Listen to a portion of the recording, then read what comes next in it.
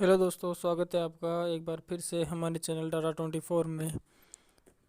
मैं एक किसान हूँ। मेरा नाम दीनदयाल है। मैं खेती करके ही अपने परिवार का भरण पोषण किया करता हूँ। मेरे पास खेती के लिए 30 एकड़ ज़मीन है, जिसमें मैं खुद मेहनत करके अनाज पैदा करता हूँ। हाँ, मेरी वाइफ और बच्चे भी कभी कभी खेती में मेरी हेल्प किया करते हैं। मेरी उम्र 43 साल है। मैं 13 साल से खेती कर रहा हूँ।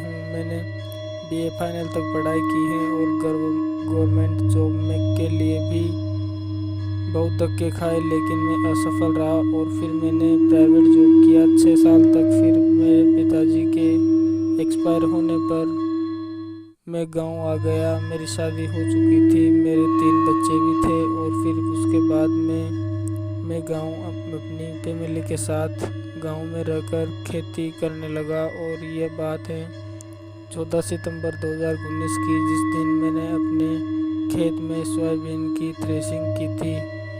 तब मैंने नया नया ही ट्रैक्टर ले खरीदा था, तो अभी ट्रॉली नहीं बनवाई थी। थ्रेशर मेरे पास जल्दी ही आ गई थी।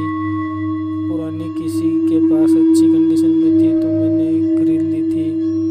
अब ट्रॉली के बिना मजबूरी में हमें सोयाबीन कट्टों में भरना पड़ा। उस समय मेरे पास 15 एकड़ सोयाबीन था। 120 कट्टे सोयाबीन निकला। मैंने सभी कट्टों के टाँके मार दिए। सोचा कि शाम को घर चलते हैं, घर पर खाना खाकर किसी की ट्रॉली मांगकर ले आएंगे और अपने कट्टों को घर पर स्टॉक कर देंगे। मेरा घर खेत से लगभग 1300 मीटर दूर था। मेरे खेत से घर तक कच्चे रास्ते से गुजरना पड़ता था और हमने सभी सामान समेट थ्रेशर ट्रैक्टर पर रखे और घर पहुँचे। घर पहुंचकर हमने खाना खाया। खाना खाते खाते ही मेरे को घर पर ही अंधेरा हो गया।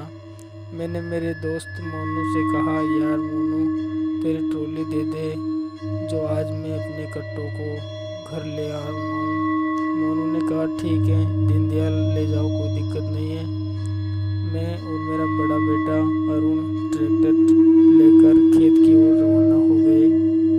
कट्टे रात को ही लाने थे, क्योंकि मौसम खराब था, बारिश हो जाए या कुछ और कट्टों को उठा कर ले जाए, क्या भरोसा। सारे दिन काम करके हम थक गए थे, लेकिन कट्टों को भी उसी रात घर पर रखना था। रात का अंधेरा था। मैंने ट्रैक्टर की लाइट्स ऑन कर रखी थी। थोड़े दूर चलने पर अचानक हमें आगे 2 सांप लड़ते हुए दिखाई दिए। सांप बहुत बड़े और जहरीले थे। वह दोनों रास्ते के बीचों बीच ही लड़ रहे थे। मैंने ट्रैक्टर रोका और ट्रैक्टर को न्यूट्रल करके बार बार एक्सीलेटर देने लगा कि क्या पता ट्रैक्टर की आवाज़ से ये भाग जाए तो हम निकल जाए। लेकिन दोस्तों, वह दोनों वहाँ से हटने का नाम ही नहीं ले रहे थे। दोनों सांप गुत्थम गुत्था हो रहे थे। मैंने एक्सीलेटर देना बंद कर दिया और ट्रैक्टर में बैठा हुआ उन सांपों को देखने लगा। और फिर मेरे बेटे अरुण ने अपना फ़ोन निकाला और उनकी वीडियो को रिकॉर्ड करने लगा। अरुण ने जैसे ही उनकी वीडियो लेनी शुरू किया, दोनों सांप मानो जैसे गुस्से में आ गए हो। दोनों ने फन फैला लिया और अपने फन की ट्रैक्टर के दोनों आगे के टायरों के चोट मारने लगे। अरुण ने वीडियो बंद करके वीडियो सेव कर लिया। वहाँ से तो वो दोनों सांप निकल गए। निकलते ही मैंने ट्रैक्टर को आगे बढ़ाया और हम खेत की ओर बढ़ने लगे। फिर मैंने अरुण को कहा, अरुण, तेरे वीडियो बनाने पर वो गुस्सा हो गए थे ना और हमारे सामने आकर ट्रैक्टर को चोट मारने लगे, नहीं तो वह तो मामूली सांप थे, उन्हें क्या फ़र्क पड़ता है वीडियो का। बेटे, तू तो उस वीडियो को डिलीट कर दे। अरुण बोला, कुछ नहीं पापा, ऐसा कुछ नहीं होता।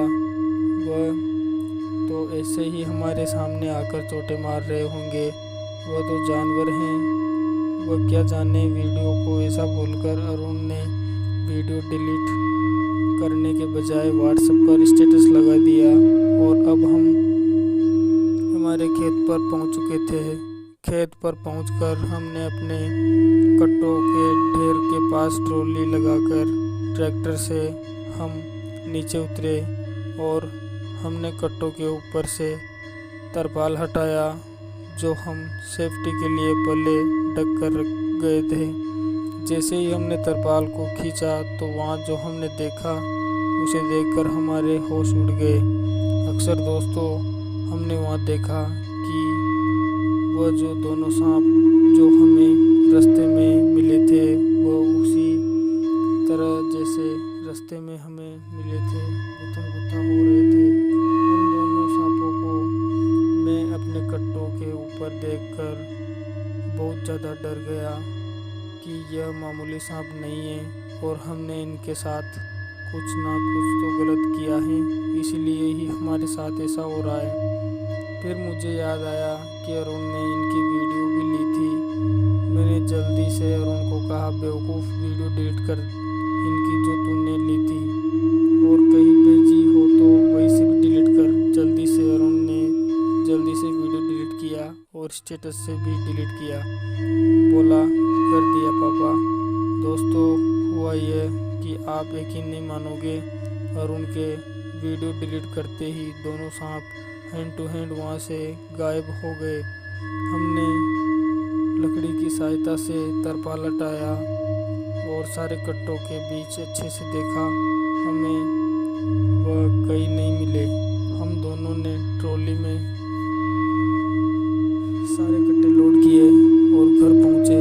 रास्ते में मैं अरुण को कोसता हुआ आ रहा था, अरुण ऐसे वीडियो मत बनाया कर, अभी तो सारा ही सत्यानाश हो जाता ना। अरुण बोला, मुझे थोड़ी ना पता था कि यह सब हो जाएगा। मैंने कोई नहीं अरुण, आगे से ध्यान रखना। अरुण ठीक है पापा। इस प्रकार दोस्तों हमें घर पहुंचते पहुंचते 11 बज चुके थे। बहुत ज़्यादा थक गए थे, इसलिए हम उस रात को सो गए। ट्रॉली सुबह खाली कर लेंगे। सुबह उठकर हमने ट्रॉली खाली कर ली, लेकिन हुआ ये कि मेरे बड़े बेटे अरुण की तबीयत उस दिन से ही खराब रहने लगी। कभी पैर दर्द, कभी सिर दर्द, तो कभी पेट, कभी हाथ पैर।